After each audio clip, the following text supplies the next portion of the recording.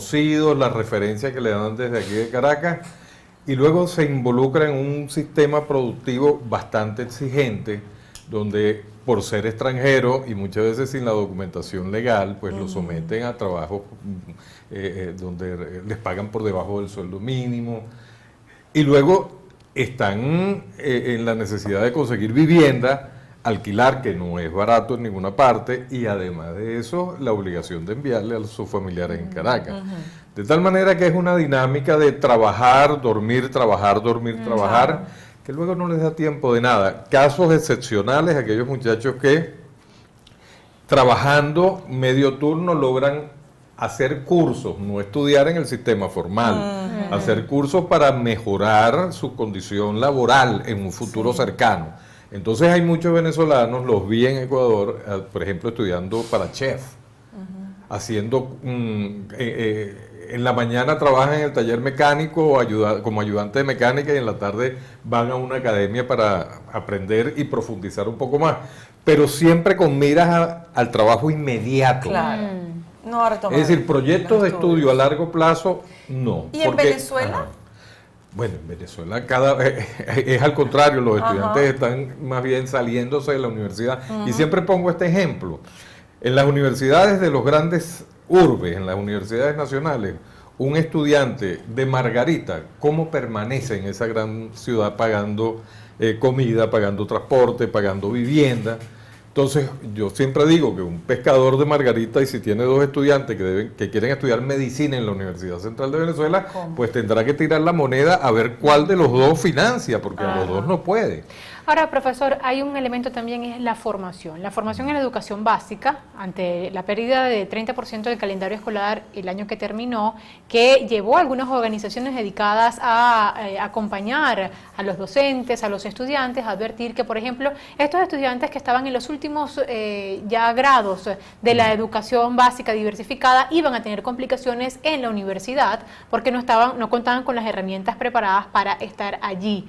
¿Qué perspectivas tenemos este año en cuanto a esto? Sobre todo, considerando que algunos de ellos probablemente están pensando en cursar algunos semestres y luego ir a buscar mejores oportunidades, ¿no? Mira, esto lo hemos estado advirtiendo desde hace por lo menos 4 o 5 años atrás. La calidad de la educación venezolana está poco a poco bajando de nivel. ¿Por qué? Porque a nivel universitario los mejores profesores se fueron. A nivel de secundaria hay un ausentismo y hay más la diáspora.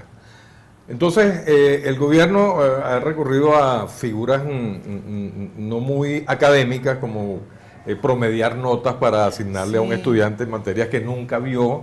Entonces, ¿qué tenemos? Al final, por presiones del propio ministerio, se logran hacer bachilleres. O sea, la figura del reprobado en Venezuela prácticamente desapareció. Sí.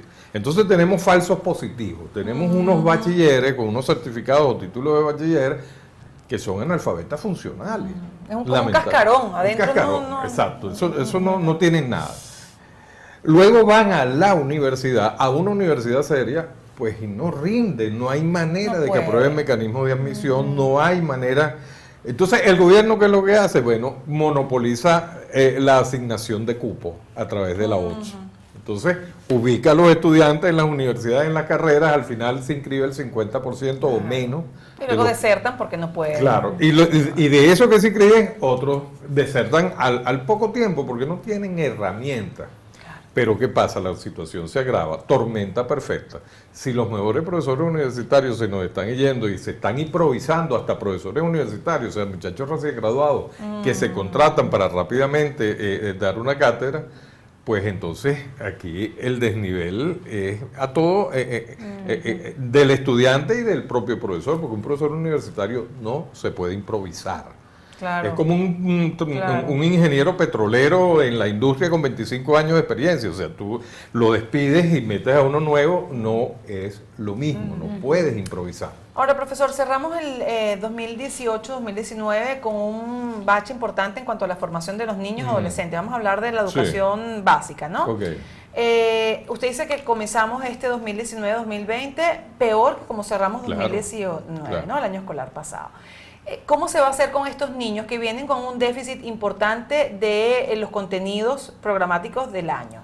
Es decir, ¿se va a hacer o cuál es la propuesta? Hacer una evaluación para tratar de nivelarlos por lo menos en el primer trimestre, porque continuar con el contenido programático del año siguiente, con las fallas que tienen del anterior, la verdad es que va a ser todavía un desastre mayor. Ok, hay dos alternativas. ¿Qué se puede hacer? O corres la arruga, que creo que es bueno, ante la indiferencia del gobierno, creo que esa es una alternativa que siempre está presente. El gobierno no está hablando nunca de reprogramaciones, de nivelaciones, de recuperar conocimientos que no se dieron. De eso no se dice nada en las cadenas nacionales. Entonces queda como un poco a la voluntad de los maestros y de los profesores, que sí saben las déficits con los cuales está llegando el estudiante. Entonces, bueno, toca a la voluntad de cada uno de estos profesionales hacer algunas actividades de nivelación, pero entonces eso tiene sus obstáculos. Comienza la pérdida de clase porque se fue la luz, comienza la pérdida de clase porque se fue el agua. Entonces el ritornelo de las condiciones el año pasado se vuelven a presentar este año y no hay manera de nivelar a nadie porque no hay tiempo nunca ni de dar los contenidos propios del año. Imagínate subsanar los déficits de años anteriores. Entonces la situación realmente es grave y la solución no es sencilla mientras dure esta política, que yo, a mi entender, es de banalización del tema educativo. O sea, no se ha tomado con seriedad, el gobierno no lo ha tomado con seriedad. Estos pañitos de 3 millones de bolívares para cada escuela para repararles, no sé, las paredes escarchadas, eso no soluciona.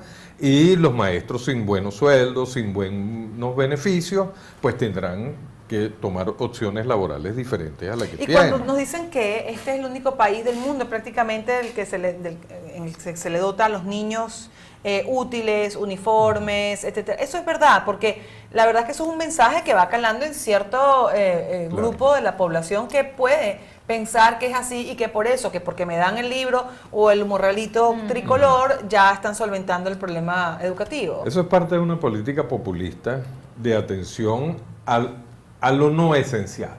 Realmente eso no es, lo esencial está en otra parte.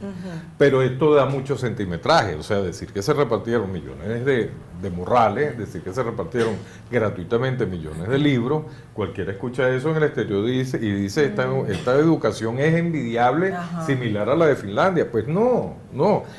Esos morrales terminan en las espaldas de los padres que van a trabajar como en la industria de la construcción. Todo el tiempo. Lo vemos todos los días, o sea, por ahí no es la cosa. Y en segundo lugar, esos textos están muy cuestionados, habrá algunos muy buenos, otros menos buenos, pero lo que sí es cierto es que sus contenidos están dirigidos a ideologizar muchachos. Eso lo hemos demostrado en investigaciones. En este mes de septiembre, en noviembre, vamos a hacer un evento en LOCAT sobre textos escolares para seguir demostrando con investigaciones lo dañino que han resultado ser en algunas áreas.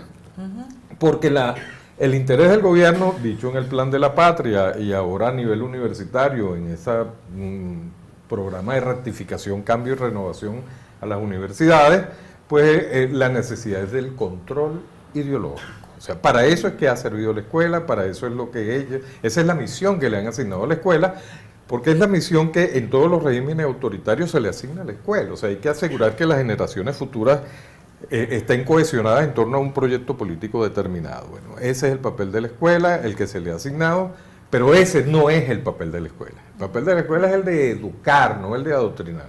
Entonces, esta situación culminará cuando se cambie la misión de la educación. Y para cambiarla, pues tendrá que venir unos factores de gobierno con una mente un poco más democrática, más amplia y sobre todo más ligada al progreso de la ciencia y la tecnología para ayudar al desarrollo del país. Profesor, ante la debilidad de la educación pública en algunos aspectos de los que se ha hablado desde hace ya varios años, padres y representantes optaron en algún momento por llevar a sus hijos a la educación privada. La educación privada también está enfrentando una serie de dificultades. La matrícula, por ejemplo, es una de estas para, en un contexto de pérdida del poder adquisitivo tan acelerada, pues cada vez es más complicado para un papá tener un estudiante en un colegio privado. ¿Qué perspectivas tiene la educación privada en el país? La educación privada está pasando por una situación muy difícil en tanto que los organismos controladores del Estado, del gobierno, pues están colocando cortapisas en el monto de las matrículas, es decir, unos techos que hacen que la educación privada se convierta en inviable económicamente. No hay manera para retener a los profesores en la educación privada se tiene que pagar un poco más que en la educación pública inclusive, y eso hay que decirlo porque es de todos conocido. Muchas veces parte de ese sueldo es en divisas para poder evitar que los profesores se vayan. Ahora, si tú no puedes aumentar la matrícula, ¿de dónde sacas los recursos? Es decir, no puedes convertir esa gestión privada en una gestión privada a pérdida, porque como todo negocio, pues si es a pérdida, quiebra, tienen que cerrar. Y eso es muy malo, porque el 25% de la matrícula es atendida por la educación privada. Y los padres hacen muchos esfuerzos, a sabiendas de que la educación pública está muy, muy deficitaria, de trasladar a sus hijos a la educación privada. Ahora se está viendo el caso del retorno de la educación privada a la educación pública. Y después de ese segundo paso es al exterior, porque o sea, no te dan alternativa. Sobre todo la gente que tenga más o menos recursos o familiares en el exterior, pues le mandan al adolescente que continúe estudio. Lo cierto es que pareciera que hay una campaña desde hace muchos años en contra de la educación privada. De gestión privada, porque la educación es pública, la gestión puede ser oficial o la gestión puede ser privada, porque el gobierno lo ve como que si fuese una fábrica donde el director explota a los maestros y obtiene una plusvalía. Esa es una visión totalmente errada. Es una empresa, sí, es una gestión privada donde hay riesgo, donde hubo una inversión y lo que se espera, como toda gestión privada, es un retorno. Si el gobierno limita esa posibilidad, pues no hay nada más cobarde que los capitales. La persona agarra su dinero, vende el local y se va al exterior. Y un colegio menos. Y un colegio menos. Así es. Bueno, qué horror. Bueno, profesor, le agradecemos muchísimo que nos haya acompañado esta mañana. Vamos a ver cómo arranca este año escolar, que la verdad falta nada. Sí, señor. Nada. 2 semanas. 2 semanas. Muchas gracias, profesor. A la orden. Hemos conversado con Tulio Ramírez, docente y presidente de la Asociación Civil Asamblea de Educación. Hacemos